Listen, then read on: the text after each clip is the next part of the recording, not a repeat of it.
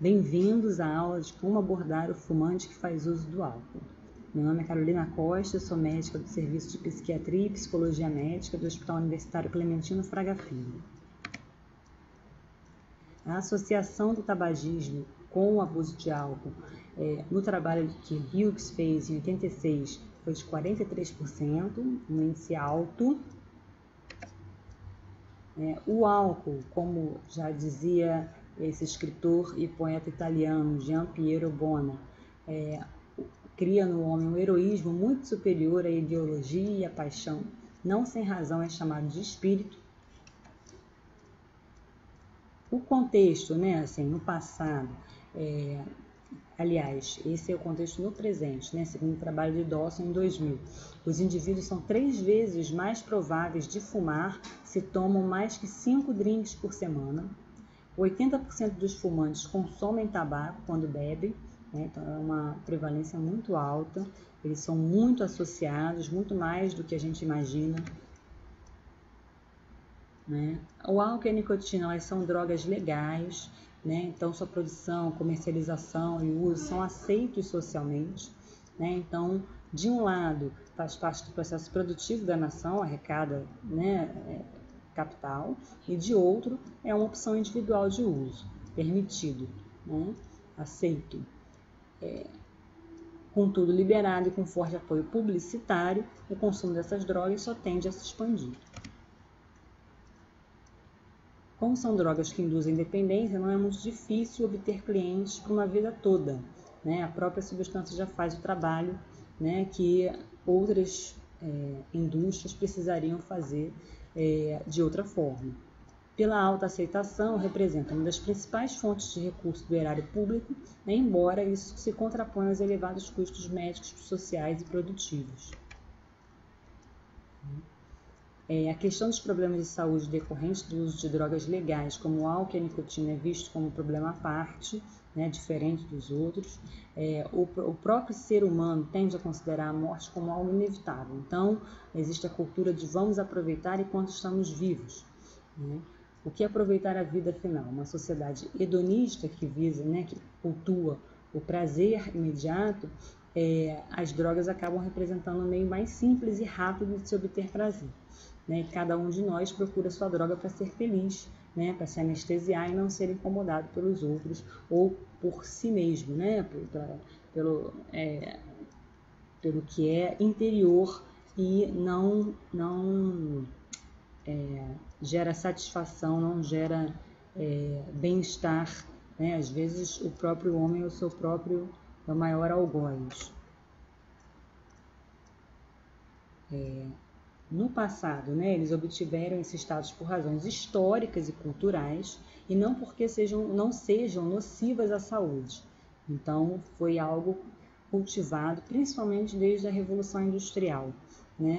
Então, eles são drogas com alto potencial de lesar o organismo, mas são apoiadas na ideia de legalidade, corroborada por boa propaganda, passam também a impressão de uma leveza e de uma inocência, e aí o mal são os outros, são as drogas ilegais, mal é o crack. O uso de cigarro está relacionado com as principais causas de morte, infarto, AVE, câncer, e o abuso de álcool vem logo após, a segunda causa de morte prevenível no mundo, relacionada a cirrose, hipertensão, demência. O álcool junto com o cigarro aumenta muito a chance de AVE, por exemplo, e outros cânceres.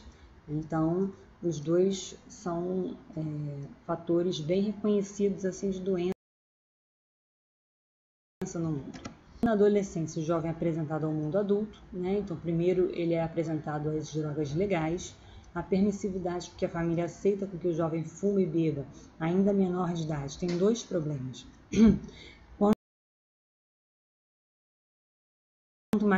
Quanto mais, com o mínimo questionamento próprio da adolescência, ele vai testar outras drogas. Por que não? Porque não é legal. Uma postura desafiadora, de tomada de risco. Assim, em festas familiares passa a ser comum tomar um gole de cerveja no copo dos adultos ou tragar um cigarro. né? Estranha-se o gosto da cerveja e se tosse após a primeira tragada, mas achar a cerveja amarga e tossir com um cigarro é coisa de criança, e nenhum adolescente quer ser visto assim. E tem alguns que inclusive falam, eu não gosto da cerveja, mas gosto do efeito que ela causa em mim. Dessa forma, o adolescente volta a usar para se firmar e, enfim, descobre o prazer que gera tolerância, e o efeito amargo e a tosse do cigarro são logo desaparecem. Atualmente, considera-se que é muito importante estimular os nossos pacientes a parar de fumar, né? Todo profissional de saúde, e a recomendação da OMS deve orientar o paciente a parar de fumar. Isso contribui para uma vida mais saudável e previne os malefícios advindos do uso do cigarro. A maioria dos médicos em todas as especialidades pensa assim e aceita as campanhas que visam estimular seus pacientes a parar de fumar, né? Uma das especialidades onde essa ideia é difícil de progredir é entre os psiquiatras, né? Talvez em parte movidos pela necessidade de passar a impressão de liberalidade diante dos seus pacientes e da sociedade, ou, né, porque não se conscientizaram seriamente dos problemas do cigarro e parece que se mantêm distantes, né, do problema, principalmente na população, com relação à população psiquiátrica. Os pacientes com graves distúrbios psiquiátricos fumam muito e, diante do seu sofrimento psíquico, os próprios psiquiatras se calam a respeito do uso do cigarro, como se fosse a única fonte de prazer que eles têm, né? O que é uma ilusão. Os médicos que trabalham com dependentes químicos por outras substâncias da mesma forma se comportam. Seus esforços parecem se concentrar em combater as drogas pesadas, né? As drogas mais graves, né? Entre aspas, e o uso do cigarro pelos pacientes muitas vezes é visto como banal. Surge daí a crença, né, que leva a que pouco se importem esse hábito entre seus pacientes, ou deixem para lá, né, às vezes consideram tratar uma coisa de cada vez, né, que portanto vamos resolver agora o seu problema com álcool e depois veremos a questão do cigarro, né, porém, né, em um trabalho que Hughes publicou, o álcool, em tratamento dos pacientes com álcool, eles paravam de beber, né, ou enfim, o cigarro continuava sendo a causa número 1 de morte entre pacientes alcoolistas, mesmo aqueles que se trataram. Então é um problema real, é um problema que leva o paciente à morte, né? Não é uma coisa a se deixar para lá. Não há, né, esse depois, né? E por isso o paciente continua com os mesmos problemas de dependência de álcool e nicotina. E aí, o que tratar primeiro, né? A realidade é que o álcool e a nicotina são dependências adictivas, né? E o uso de uma substância muitas vezes leva ao uso da outra, né? Eles se retroalimentam. Atacar de forma simultânea as duas dependências seria o mais correto e facilitaria o trabalho de recuperação, né? Com frequência, o uso de ambas as drogas teve início na adolescência. O jovem percebe que a nicotina alivia a sedação excessiva obtida com álcool e aí permite que ele beba mais, estenda a bebida. A nicotina tem um leve efeito estimulante que logo lembra a bebida para induzir a tranquilizar. Por isso, a melhor conduta hoje é atacar as dependências simultaneamente, se for possível.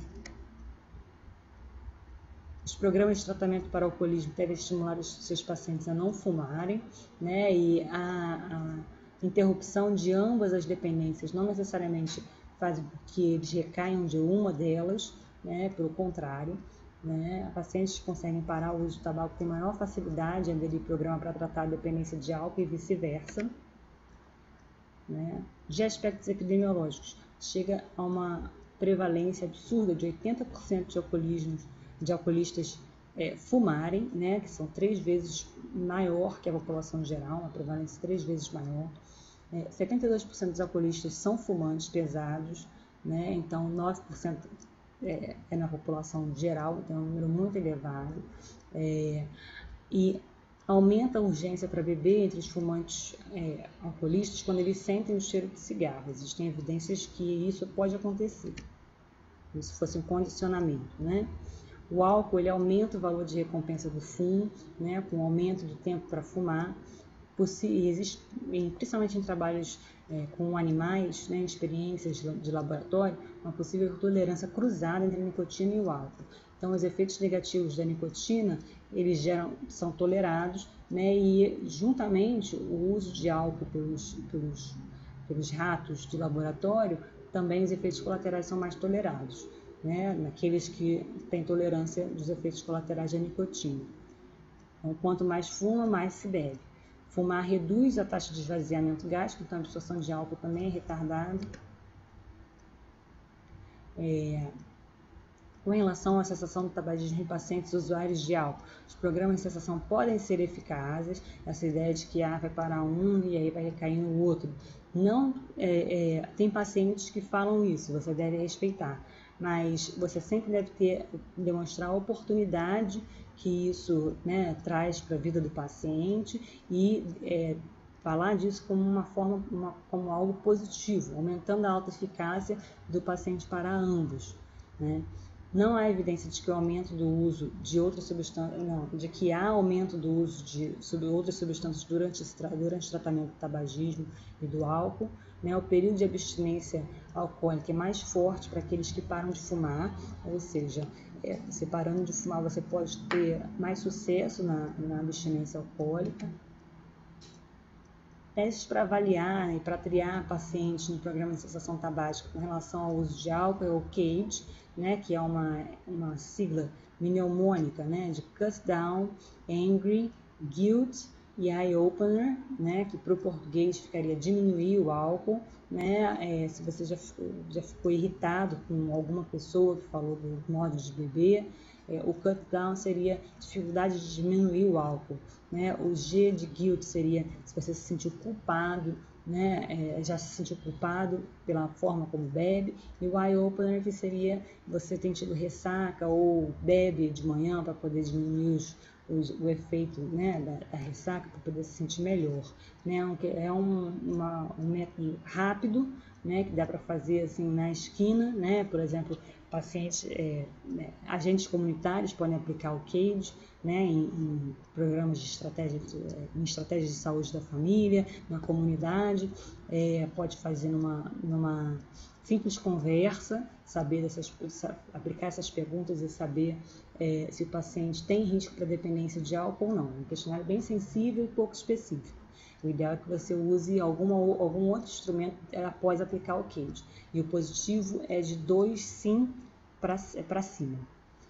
O Audit, que é um questionário inventado, são 10 perguntas e foi criado pela Organização Mundial de Saúde.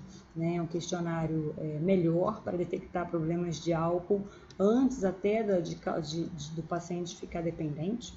O inventário de Beck é para depressão e lembrando que esses pacientes têm muita comorbidade com depressão. Né? E também existe o HD, que é a escala hospitalar de ansiedade e depressão, que também poderia ajudar mais na comorbidade, na detecção da comorbidade, né, do álcool e do tabagismo, que pode atrapalhar o tratamento. Né? Na dissertação de mestrado, que eu fiz pelo IPUB, né, e foi apresentado em 2015, foi um trabalho de coorte retroprospectivo com 58 pacientes que foram acompanhados ao longo de um ano do programa. Né? Foi aplicado o Audit no início, quando eles entravam, e foi acompanhado o desfecho. Né? Quando o Audit foi maior ou igual a 8, ao score de 8, que significa problema com álcool, não necessariamente dependência, mas já começa o problema com álcool, você vê, né, um resultado extremamente desigual na coluna verde, né, o índice de pacientes com Audit acima de 8, que desistiram, abandonaram, recaíram, perderam o segmento, é muito maior do que aqueles que completaram um ano sem fumar. Então, no risco relativo bruto, né, ter um Audit acima de 8 aumenta em 4 vezes, até podemos chegar no intervalo de confiança até 14 vezes mais a chance de desistir do tratamento, abandonar, recair ou perder o segmento. Né? Enquanto o risco relativo ajustado para sexo, idade, escolaridade e a escala hospitalar de ansiedade e depressão até aumenta esse risco relativo para 5, podendo chegar a 21 vezes mais chance do insucesso do tratamento do tabagismo. Com relação aos fármacos utilizados para o álcool, né? A naltrexone tem ação mais direcionada à inibição do consumo de álcool, sem evidências quanto à cessação tabágica. O topiramato parece ser eficaz na cessação tabágica em alcoolistas, né? E reduz o ganho ponderal pós-cessação tabágica. O acamprosato não existe no Brasil, né? O que impede que a gente utilize essa farmacoterapia. Né? O naltrexone é um antagonista miopioide que diminui o desejo e reduz as taxas de recaída no álcool, né? Com um efeito pequeno a moderado. Melhor resposta em alcoolistas motivados, com menor severidade e socialmente estáveis. Né? Reduz o consumo de álcool se tomado 2 horas antes do esperado drink. O acamprosato é um antagonista do glutamato, né, e reduz a intensidade do desejo sobre a exposição a situações de consumo de alto risco, né, e tem um efeito pequeno a moderado na manutenção da abstinência. A ondansetrona é um antagonista 5-HT3, que diminui o efeito de recompensa, diminui o consumo e a recaída do início precoce do álcool, mas não no início tardio. Os inibidores seletivos de recaptação de serotonina também têm algum efeito, segundo Johnson et al., principalmente indicados na comorbidade com depressão, álcool e nicotina. Né? Então, de recomendações, um resumo. A identificação sistemática na anamnese quanto à presença de distúrbios psiquiátricos, particularmente depressão maior e uso de álcool, é super importante, porque se você não identificar, você não vai estar identificando uma parcela dos fumantes que mais tem dificuldade para parar de fumar. Sempre deve oferecer tratamento para cessação. Os esforços no encorajamento da cessação de ambas as dependências, né, deve ser feito, especialmente se houver uso abusivo do álcool. O diagnóstico e a oferta do tratamento apropriado para os quadros depressivos é importante também. Busca de apoio, referência especializada com profissionais de saúde mental, né, e a rede de apoio social, incluindo alcoólicos anônimos, narcóticos anônimos, também pode ser uma opção. Obrigada.